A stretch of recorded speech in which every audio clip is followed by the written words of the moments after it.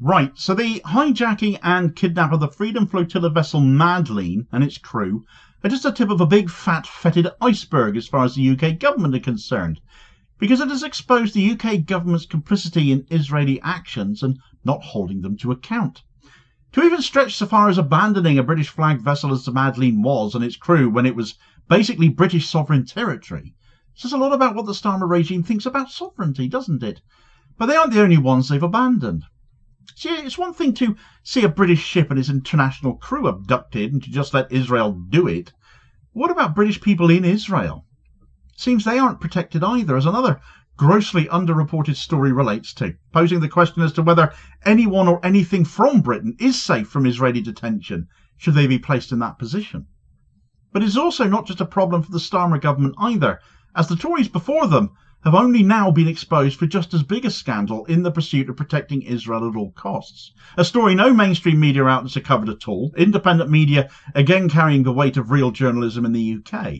And it means not only do the likes of Keir Starmer and David Lammy have big questions to answer, but so now does David Cameron. كان سريع جدا. لم يعطوا أي تنبيه أصلا بالأساس أنهم سيأتوا لمحاصرة القرب. كنا في تلك اللحظة نبعد حوالي 100 ميل في المياه الإقليمية الدولية عن غزة. لم نكن بالقرب تماما من أي حدود إسرائيلية.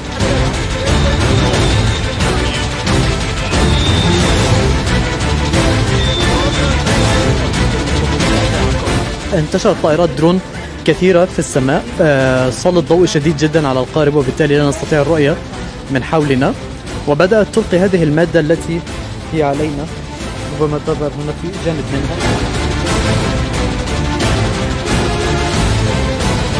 ما أن نلمس هذه المادة بجلدنا حتى تصبح باللون الأسود.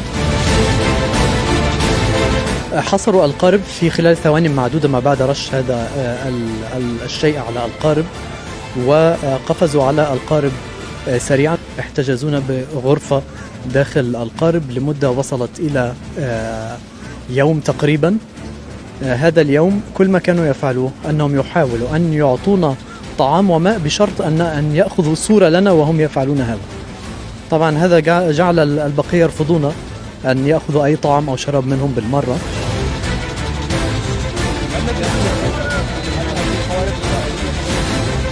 هذا القارب ظل يسير لقرابة 12 ساعة تقريبا، 12 ساعة في المياه الإقليمية الدولية إلى أن أوصلونا إلى أشدود تقريبا. نعم. بقينا داخل القارب لقرابة 10 ساعات أخرى. ابتدأوا طبعا في البداية بسحب ريما حسن وغريتا تنبرغ ومعهم تييغو الذي كان ينظم هذه الرحلة، ومن ثم بدأوا ينادون علينا واحدا تلو الآخر. لم يكن يفرق معهم أي شيء إن كنت صحافة أو طبيب. معنا طبيب، سيصل الطبيب اليوم بعد ساعتين تقريبا من الآن. حالته سيئة جدا.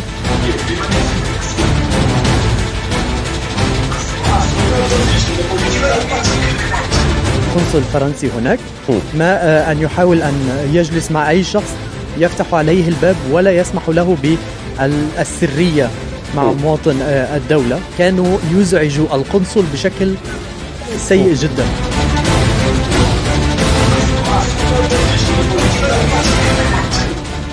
غريتا على مدار يوم كامل كنت أنا وهي بالغرفة، ما أن تريد أن تنام أو ترتاح قليلا. كلنا كنا في حالة إرهاق وتعب.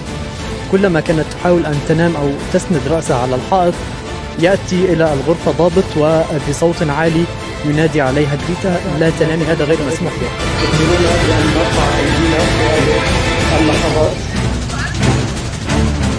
ما أن شعر أحد الضباط من أنني بدأت أفهم قليلا ما يفعلوه، اقترب مني وقال لي: لماذا أنت نتن هكذا بهذا الشكل، ولماذا رائحتكم سيئة؟ قلت له: أنتم لم تدعونا نرتاح منذ 3 أيام تقريبا. تخبرون بأن نقطع أيدينا في هذه اللحظات. حاولوا أن يرهقونا قدر الإمكان قبل أن نغادر. نعم. ضيقة جدا. من لم يوقع على الورقة تم تهديده. على سبيل المثال نائبة ريما حسن ما زالت هناك ترفض توقيع الأوراق. استمعت إلى ضابط يهددها بشكل مباشر: سأبطم رأسك بالحيط بالجدار إذا لم توقع على سنجري هذه المعاملة بطريقتنا نحن. Right, so that was a clip there of Omar Fayyad, the Al Jazeera journalist who joined the crew of the Madleen to document the voyage, talking about what happened after the crew were abducted and brought back against their will to Israel and the treatment they got. Confined aboard the boat for a day, were only offered food and water on condition they could be photographed, so the crew refused it. They were deprived of sleep for the time they were in detention, threatening people who refused to sign the deportation papers, even threatening European Parliament MEP Rima Hassan with having her head hit off the wall if she didn't sign. Still, nothing from the UK government in defence of this crew aboard a British flagged vessel, just that it was intolerable. The seizure of the Madleen by Israeli forces in international waters represents not just a gross violation of international maritime law, but a deeper failure by the UK government to uphold its obligations to its citizens and to international justice. Starmer's frankly intolerable response is just a euphemism for his cowardice and his complicity.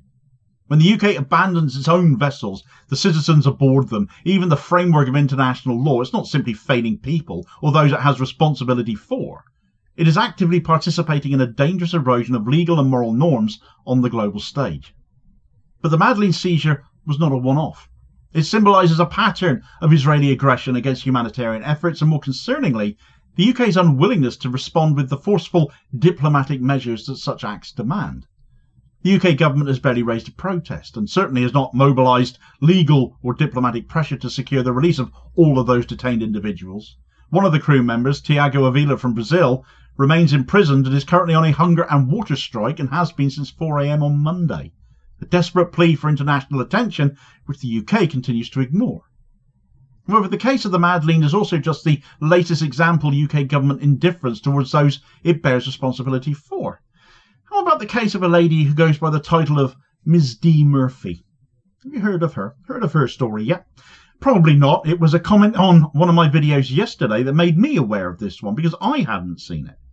You see, Miss D. Murphy is a 70-year-old British activist who was arrested in the West Bank about a week ago now.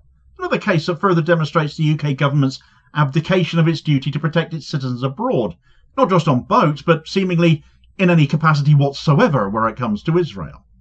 Arrested under what the International Solidarity Movement, the ISM, has described as a false charge, being in a military zone, Murphy's case has received scant attention from the UK government. She has vowed to contest her arrest and the attempts to deport her. But unlike the diplomatic support often extended to British citizens in legal jeopardy abroad, Starmer's government appears silent when it comes to Israel.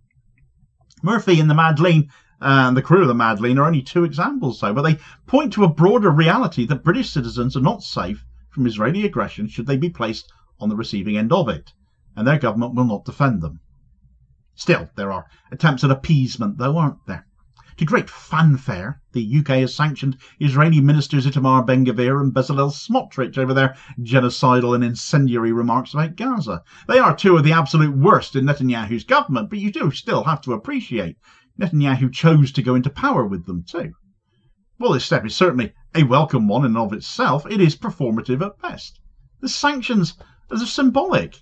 Neither minister is likely to come to the UK anyway, and it does nothing at all to alleviate the suffering of Palestinians or hold Israel accountable for inflicting that suffering in any meaningful way at all.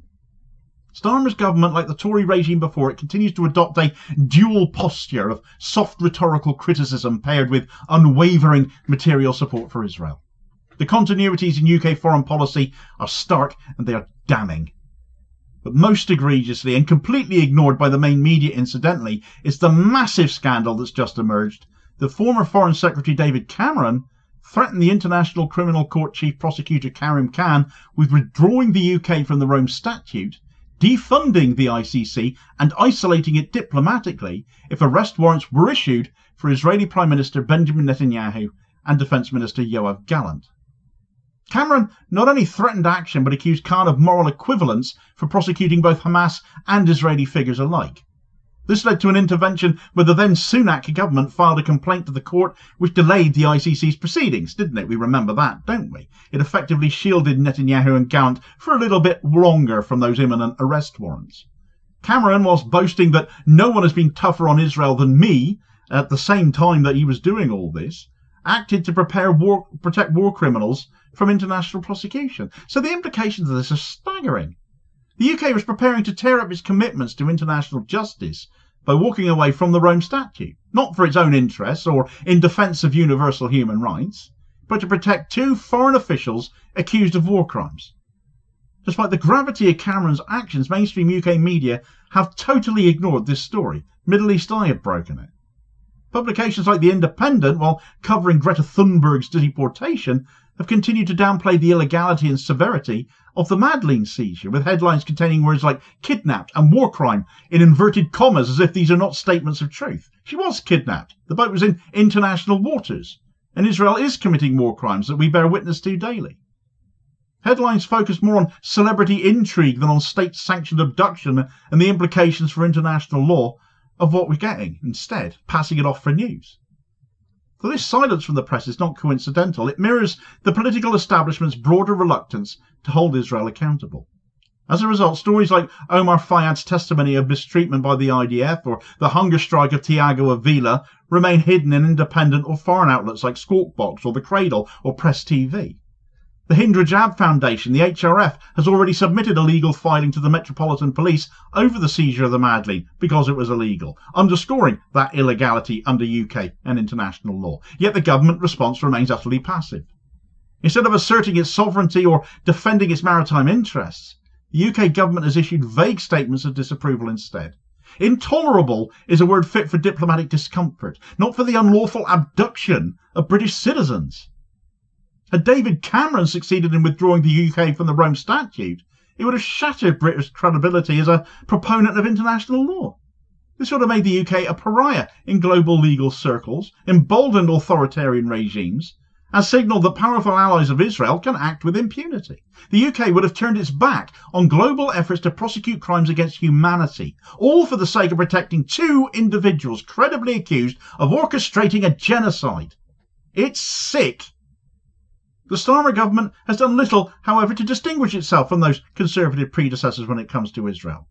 Beyond Cameron's now revealed threats to the ICC, UK policy has consistently prioritised strategic relations with Israel over the rule of law and human rights.